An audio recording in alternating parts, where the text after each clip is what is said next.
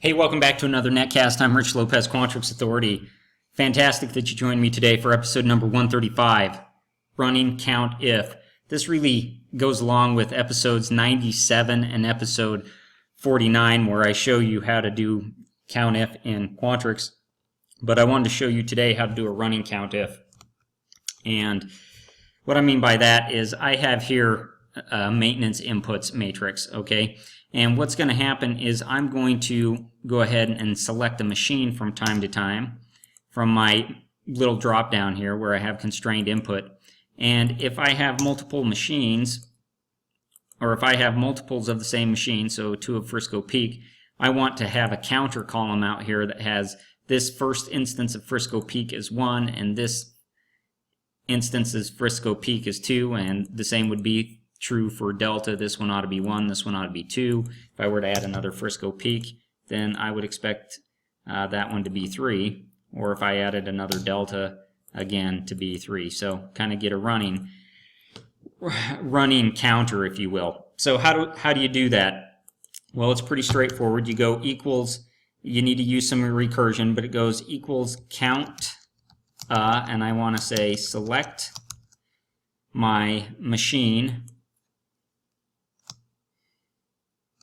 and I want to consider the maintenance ID, so maintenance ID, and I want to consider the first one all the way to maintenance ID, machine maintenance ID, this one, okay, and I want to look up my key list is going to be really the exact same thing, so I'm just going to copy it. I'm going to paste it here, and then what is my lookup value? It is actually machine, and when I do that I close it with 2 parentheses, and you can see I get this Frisco Peak is 1, this one is 2, this one is 3, Delta's here 1, this one is 2, and then this one is 3. If I were to add another, say, Delano here, okay, in my selection, I would get that one as 2, this one is the first one. So that is how I would create this kind of running CountIF, is using some recursion that references the maintenance CID from the first one to this one, okay?